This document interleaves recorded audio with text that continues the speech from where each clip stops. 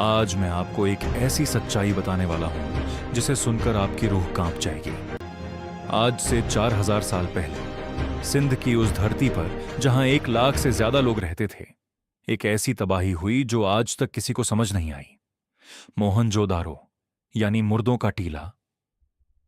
वैज्ञानिकों को वहां मिले ऐसे कंकाल जो सड़कों पर बिखरे पड़े थे, बिना किसी लड़ाई के निशान के, बिना किसी बीमारी के सबूत के। और उन हड्डियों में था वो रेडिएशन जो आज भी हिरोशिमा की राख में पाया जाता है। क्या हजारों साल पहले इस धरती पर कोई परमाणु विस्फोट हुआ था?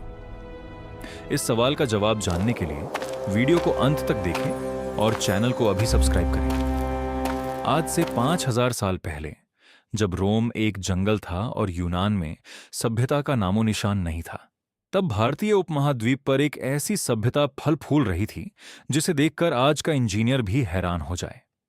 सिंधु घाटी सभ्यता दुनिया की 3 सबसे पुरानी सभ्यताओं में से एक। इसका क्षेत्रफल मिस्र और मेसोपोटामिया की सभ्यताओं को मिलाकर भी बड़ा था और इसका सबसे बड़ा शहर था मोहनजोदारो। पाकिस्तान के सिंध प्रांत में बसा यह शहर आज से 2600 ईसा पूर्व अपने चरम पर था। यहां की सड़कें इतनी सीधी थीं कि आधुनिक शहर नियोजक भी दंग रह जाएं। हर घर में ईंटों से बनी नालियां थीं जो एक केंद्रीय सीवर से जुड़ी थीं। यह दुनिया की पहली सीवेज प्रणाली थी। यहां के लोग 2 मंजिला घरों में रहते थे। उनके पास बाथरूम थे, कुएं थे और एक विशाल सार्वजनिक स्नानागार था जिसे द ग्रेट बाथ कहते हैं, जो आज भी इतिहास का सबसे पुराना सार्वजनिक स्नानघर माना जाता है। इतनी उन्नत सभ्यता, इतनी व्यवस्थित दुनिया, और फिर अचानक सब कुछ खत्म। 1922 का साल। पुरातत्वविद R.D. बनर्जी सिंध के एक टीले की खुदाई कर रहे थे। जैसे जैसे मिट्टी हटती गई, उनके सामने एक ऐसा दृश्य आया जिसने उनके होश उड़ा दिए। सड़कों पर बिखरे कंकाल। कुछ लोग अकेले पड़े थे, कुछ एक दूसरे को थामे हुए थे, जैसे आखिरी वक्त में एक दूसरे को बचाने की कोशिश कर रहे हों। वैज्ञानिकों ने जब इन कंकालों की जांच की तो कुछ बातें सामने आईं जो रात को नींद उड़ा दें। पहली बात, इन कंकालों पर युद्ध के कोई निशान नहीं थे। कोई तलवार का घाव नहीं, कोई तीर नहीं, कोई हमले का सबूत नहीं। दूसरी बात, ये लोग भागे नहीं थे। वे जहां खड़े थे वहीं गिर गए, जैसे किसी एक पल में सब कुछ खत्म हो गया हो।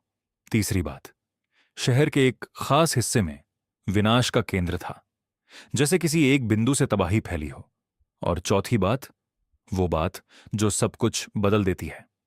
1979 में ब्रिटिश रिसर्चर डेविड डेवनपोर्ट और इटालियन साइंटिस्ट एट्टोरे विंसेंटी ने एक रिपोर्ट प्रकाशित की। उन्होंने कहा कि मोहनजोदारो की कुछ ईंटें और पत्थर इस तरह पिघले हुए मिले जैसे उन्हें 1400 से 1600 डिग्री सेल्सियस के तापमान पर गर्म किया गया हो। उस जमाने में कोई भी मानवीय तकनीक इतना तापमान पैदा नहीं कर सकती थी। न कोई भट्टी, न कोई आग। यह तापमान केवल एक चीज पैदा करती है, परमाणु विस्फोट। सबूत नंबर 2, विट्रीफाइड सिटी।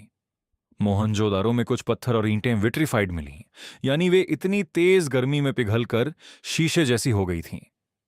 यही घटना न्यूक्लियर ब्लास्ट साइट्स पर होती है। इसे ट्रिनिटाइट कहते हैं। वही पदार्थ जो 1945 में अमेरिका के पहले न्यूक्लियर टेस्ट के बाद रेगिस्तान में मिला था। सबूत नंबर 3, रेडिएशन। कुछ शोधकर्ताओं का दावा है कि मोहनजोदारो के कंकालों में सामान्य से अधिक रेडिएशन के निशान पाए गए। हालांकि यह अभी तक पूरी तरह सिद्ध नहीं हुआ, लेकिन इस दावे को खारिज भी नहीं किया जा सका। सबूत नंबर 4, महाभारत का गवाह। अब यहां वो बात आती है जो रोंगटे खड़े कर दे। महाभारत में एक अस्त्र का वर्णन है, ब्रह्मास्त्र। उसका वर्णन कुछ ऐसा है। एक अग्निमय स्तंभ उठा जो सूरज से भी तेज था। एक भयानक गर्जना हुई, आसमान जल उठा, लोग भस्म हो गए। जो बचे उनके बाल और नाखून गिर गए। ये वर्णन हिरोशिमा के बचे हुए लोगों की गवाही से मिलता है। बाल झड़ना, नाखून गिरना, यही रेडिएशन सिकनेस के लक्षण हैं। क्या हजारों साल पहले किसी उन्नत सभ्यता के पास ऐसा हथियार था, या यह किसी और दुनिया से आया था? वैज्ञानिक क्या कहते हैं? अधिकांश मेन स्ट्रीम वैज्ञानिक इस न्यूक्लियर थ्योरी को नहीं मानते। उनका कहना है कि विट्रीफाइड स्टोन्स किसी बड़ी आग या ज्वालामुखीय गतिविधि से भी बन सकते हैं। कंकालों की स्थिति फ्लड या एपिडेमिक से भी हो सकती है। और डेवनपोर्ट विंसेंटी की रिपोर्ट को पीयर रिव्यूड जर्नल्स में जगह नहीं मिली। लेकिन फिर भी वो सवाल जो आज तक अनुत्तरित है, इतनी उन्नत सभ्यता अचानक बिना किसी निशान के कैसे मिट गई? आज जब हम मोहनजोदारो के खंडहरों के बीच खड़े होते हैं तो वो सड़कें जो 5000 साल पहले किसी बच्चे के पैरों से गूंजती थीं, आज सन्नाटे में डूबी हैं। वो ग्रेट बाथ जिसमें कभी हजारों लोग स्नान करते थे, आज बस एक सूखा गड्ढा है। हम नहीं जानते कि उस रात क्या हुआ था। हम नहीं जानते कि वो लोग कौन थे जो उन सड़कों पर आखिरी बार चले थे। लेकिन उनकी हड्डियां आज भी बोलती हैं। वो कह रही हैं, हम भी तुम जैसे थे, हमारे पास भी शहर थे, सपने थे, परिवार थे, और एक पल में सब कुछ खत्म हो गया। इतिहास हमें सिखाता है, लेकिन क्या हम सुनते हैं? मोहनजोदारो का राज्य आज भी उस मिट्टी में दफन है, और वो मिट्टी आज भी इंतजार कर रही है किसी ऐसे इंसान का जो सच को सुनने की हिम्मत रखता हो।